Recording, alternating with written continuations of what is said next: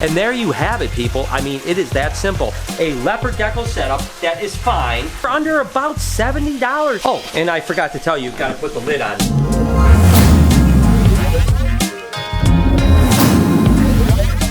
Hey, good morning, everybody, and welcome to the vlog. I hope the start of your day is absolutely incredible. Today, I am going to take you guys on a journey of how you could set a Leopard Gecko cage up for, I think, under about $70 or $80. I'm not exactly sure how much we're going to spend, but I am going to go ahead and try to do this. And why am I doing this? Because Leopard Geckos are absolutely amazing, and people are always asking me, Brian, how do I set up a Leopard Gecko? Now, let me just start by saying that this setup isn't the only way. I'm going to try to do kind of the most inexpensive way, maybe even a temporary thing until you get a bigger terrarium. I'm not 100% sure. Regardless, this is a bold bell. They are absolutely incredible, and one of my favorite mutations of all the leopard geckos. And by the way, leopard geckos can have hundreds and hundreds of different mutations and paint jobs. And I'm not going to go into a really big dissertation on all of the color phases and how you make them. The fact is you can have recessive, you can have polygenic, you can have co-dominant.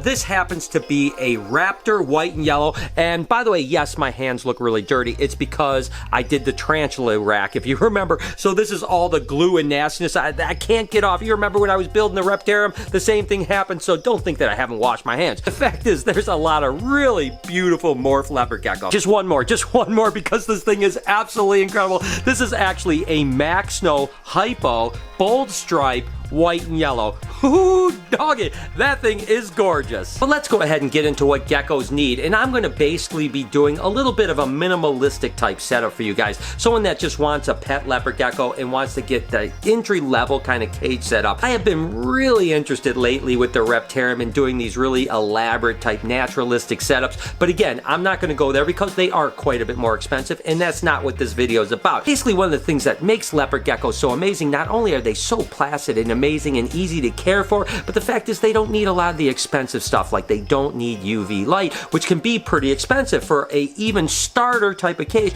you're usually looking at between $50 and even $100 for a UV setup. So the fact that we can check that off our list and not have to worry about it is a huge thing. Let me show you one of our male breeder tanks. Now, these are extremely minimalistic, and I'm not saying you should keep them this way. I am not going to go down that path at all. But what I want to show you, we basically have a dish here that we will put our mealworms, and we want to have a vitamin and calcium supplement added to those mealworms. We have fresh water at all times, and then we actually just use these little trays here as a hide box. And you can see that beautiful little monkey right down there is enjoying his hide box, and that is really the basic minimalistic setup. So they need a hot spot of about 90 to 92 degrees. They need a cool side to be about 80 degrees, something in that lines. They need a hide, they need food, they need fresh water, and that is basically it. That's what makes leopard geckos so absolutely amazing. So let's go ahead, head to the store, pick up some supplies, and let's see how much this is going to cost us and what you can use if you ever want to set up your first leopard gecko. So I'm off to go get a couple supplies. I'm going to hit the local pet shop. I am not going to get into the politics of what shop you should go to. You can go to a local mom and pop shop. You can go to one of the big box stores. Whatever happens to float your boat. Again, I try to stay away from the politics of what stores you guys should shop at. For me, I'm going to be totally honest with you. There's a PetSmart right down the road. I'm going to go there because they have everything I need. I'm also going to probably stop at Target because I want to get the actual container, which I think we could just use kind of a Rubbermaid / Sterilite type of thing. Depending on the size, I'm going to go take a look. So let's go ahead and hit the pet store. Let's take a mental inventory. We need some sort of a heat pad that can go on the bottom of the container. We need a water dish. We need a food bowl, and preferably a hide of some sort. So let's see what they have. Well, as far as hides, we could go with something like this or something like this.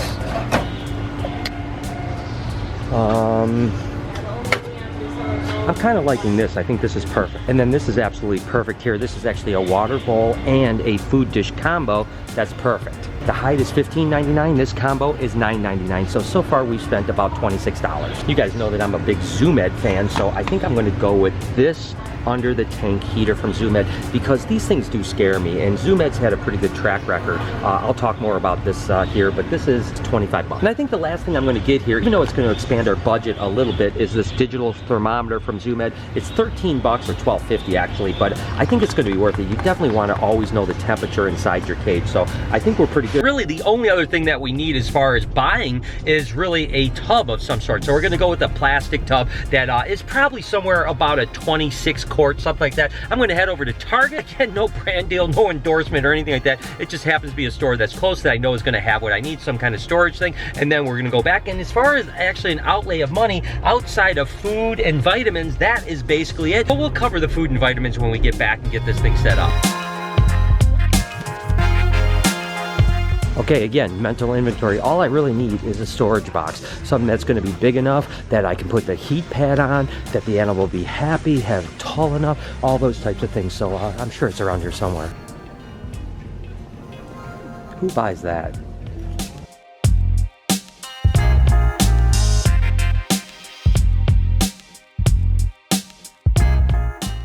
And I'll be honest with you, I think this is gonna work perfect for a couple reasons. I think it's big enough to do everything I wanna do, and I love the fact that it has actual locks on it because we don't want the animal to get out. So this one is perfect. I have no idea what the price is because there's no prices, but hey, it can't be that much. Let's take this one and leave it to Target. There are no lids that fit that particular one, but the good news is that there's this one right here that's almost the same. Doesn't have the side clamps, but leopard geckos aren't really big escape artists, so this one will have to do. All right, so that was better than I even thought. That cost me $8.47. Yes, it is freezing rain out here. So we are back with our supplies and our whopping like $70 that we spent on all this stuff. And I know this doesn't seem like a whole lot here, and you can add to this. So again, if you want to do more decorations, you want to do something cooler, that's completely fine. I'm just trying to give the basics of what you absolutely need to make sure that your animal does extremely well. And the first thing is this tub here, although it's the perfect size for a leopard gecko, it's going to get along just completely fine. Animals do breathe, right? And although this isn't airtight, we do want to probably add some ventilation in here because again, these are desert dwellers, so we don't want high humidity. These guys want to be below 40% humidity, and the way to actually combat that is to just poke a bunch of holes in it. You could do this a handful of ways. You can actually like melt little holes in there, or you can drill holes. So we're going to drill them, and I'm going to put probably maybe 8 or 10 holes per side.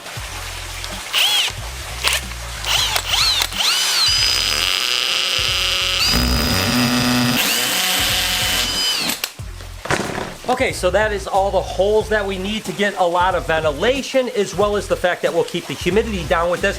Just a little trick. If you happen to get a drill bit that actually can go through plastic, you'll avoid a lot of the burrs on this, kind of like this one did. But if you happen to get little plastic burrs on it, just take a razor blade and just scrape them right off, and it's completely fine. There you go. That should work perfectly, again, for ventilation and to make sure it has plenty of fresh air. Okay, so now we have the under tank heater from ZoomEd. And like I mentioned, in a perfect world, I would actually rather have some kind of a heat element that is on a thermostat where you can actually control it. It would be a much safer route in all things. But the truth is that, you know, the ZoomEd under the tank heater does actually get some pretty good ratings. Now, this is the tricky part, guys. You do not want to stick this on plastic or wood or anything like that. It is meant for terrariums with glass. So I happen to have a piece of glass laying around, which is going to really come in handy for this particular thing. You may have to go out and buy a piece of glass, and you can have it smaller than this. And basically what you want to do is just peel that off. You're going to stick this right to the bottom like this, right under here. Now, one of the things that's really important is to make sure that this isn't sandwiched on the ground, right? So you want some gap, whether you put some wood in here. It actually comes with little plastic feet that you can actually put on this piece of glass. That way, when you're setting down, there needs to be some airflow. If you trap this in something, you could potentially have a fire hazard. You don't want that to happen. But this is going to stay about 90 to 92 degrees. And then ultimately what we're going to do is we're going to set the box on top of that. Now, what's pretty important is to make sure that the box is actually, there's a hot side and a cold side. I prefer always to keep the food and water on the cool side of the cage. So when we set the tub on top of this, we want the water and the food to be on the opposite side of the cage. And just for this demonstration, again, not saying that you should do this, I'm going to put those little rubber feet on this glass right like this. And again, what that basically does is it just gets the heat off the ground a little bit, gives it just a little bit of airflow. I mean, to be totally honest with you, I would probably put like a piece of wood under here or something like that, but just raise it up even more. But this will absolutely work. So for now, let's just go ahead and say that this is where we're going to set up the tank. We're going to set it down like that. You can see there's a little airflow in here, and then ultimately when we're done with everything else, we're going to set this on top of that. That's going to transfer the heat to here, which is going to give us the hot side of the cage and so on like that. Should give us a pretty nice thermal regulation. Let's talk about bedding. Bedding is a tough one. I'm not going to lie to you. Some people suggest sand. Other people suggest different types of bedding. I'm going to be honest with you. I think sand is the devil when it comes to reptiles. I mean, some animals probably do okay on sand. I'm not even 100% sure. But I would suggest you to not put sand in your leopard gecko cage. And I know some people are probably not going to agree with me on this, but I'm just telling you that there are more problems with impaction issues and binding up because of sand, because they eat the sand gets in it, they bind up, and it becomes a major issue. So I don't have a really great solution when it comes to bedding that looks really good. I wish someone would come up with something. So I actually suggest just the good old paper towel potentially, or what we use here is actually printless newspaper that we cut right to size, and it works out well. Yeah, it's not the prettiest of things, but hey, it's all about keeping your leopard gecko healthy. So as you see, this is a real cheap and effective and super easy way to do things. It doesn't take a brain surgeon to set up a leopard gecko properly. Really, you just really need, again, a heat source. You need some sort of bedding. I prefer this particular type of bedding. You need air holes, you need a secure area, and then you need, of course, water, food, and a hide box. Leopard geckos love to hide. So I chose this hide box right here. I would suggest always washing all of the stuff that you get. You never know what's been going on with this thing, or if it just came out of a factory. So wash up this, wash up your bowl and your food dish, and then you're just gonna go ahead and set them in the cage. Okay, all washed up and ready to go. Now I prefer to keep the hide box on the hot side of the cage. I don't know why, but it seems like geckos actually like that. They usually hide on the kind of warm side, which is good for them, I suppose. So I would keep the hot spot on the warm side, and again, the food and water dish on the cool side. And as far as water goes, I mean, we just use tap water, because the way I look at it is, if I can drink the water and it's okay for me, it should be fine for the gecko. But if you want to use spring water, some kind of purified water, absolutely, it's not going to hurt the animal. And again, you know, some frogs definitely need RO water, but when it comes to leopard geckos, again, I think that if we can drink it, the gecko should be okay. But that's my opinion.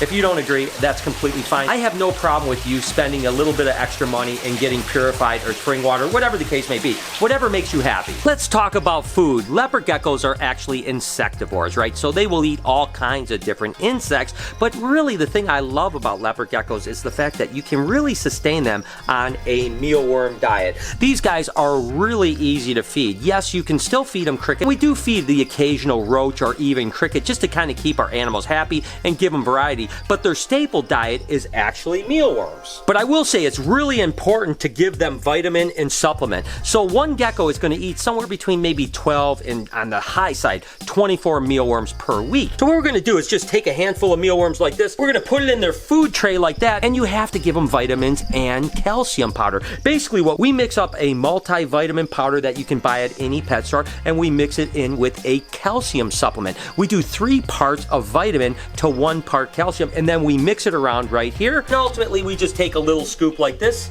We powder the mealworms like that, and voila, you have a great meal for your leopard gecko that is packed full of all of the calcium and vitamins that they need, because leopard geckos get something that's called MBD, metabolic bone disease. So if you don't give enough vitamin and calcium, it can actually be extremely detrimental. They'll get a rounded spine, their arms actually become rubbery, so make sure that you're always supplementing, whether you're doing crickets, roaches, or mealworms, you're always supplementing vitamins and calcium. So you have your fresh water, now you have your food with vitamin and calcium supplement, have your hide spot, you have your heat over here, cool side over here, air ventilation.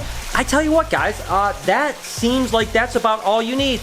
Oh yeah, let's go get a gecko. And I think this beautiful Max Snow gecko is gonna be super happy in this cage. It's got everything it possibly needs. It's got enough space. It's got its hide that it's looking at right now. Looks like it's gonna go in and explore a little bit. It's got its food, its water. Oh, and one last thing, we've got our digital thermometer. Definitely keep an eye on those temperatures. Again, what you want is this side to be about 90, 92 degrees, this side to be about 80, 82 degrees. And there you have it, people. I mean, it is that simple. A leopard gecko setup that is fine for under about $70 or so. So I think that works out really well. If you want to add some plants, you want to do some other things, that works great. And then eventually, if you want to go to a terrarium where you can see it better, that is completely fine too. Just remember, keep in mind, you cannot put that heat pad on the plastic. You need to put it on glass, number 1. Number 2, you never want to sandwich that heat in between that and the ground. You always want some airflow. And with that said, I hope that you guys have enjoyed this kind of inexpensive, easy, super simple setup for this beautiful leopard gecko here. I think it's going to be absolutely happy in this thing. And I think that if you wanted a leopard gecko, but you weren't exactly sure how to set it up, now you know, and you know essentially how much it's going to cost you. I hope that you enjoyed this, and I am going to end the vlog here and wish you guys an amazing day, evening, whenever you happen to be watching. From me and the Max No Leopard Gecko, we can't thank you enough for all of your support. You guys are truly wonderful, and we do love you so much. Do me a couple favors before we get out of here. Can you smash that like button? Turn on those post notifications so you know when I upload another video. Make a comment down below. Let me know what you think about this setup. Let me know if you want me to do other setups like this in the future. I am happy to do that. Remember to be kind to someone, and I promise I will see you guys tomorrow. Oh, and I forgot to tell you, you've got to put the lid on too. And it's nice that, and this one comes with a locking mechanism here so that the animal can't get out. Don't just think you could do that without a lid, because it will climb out. So, okay, now I'm ending the vlog.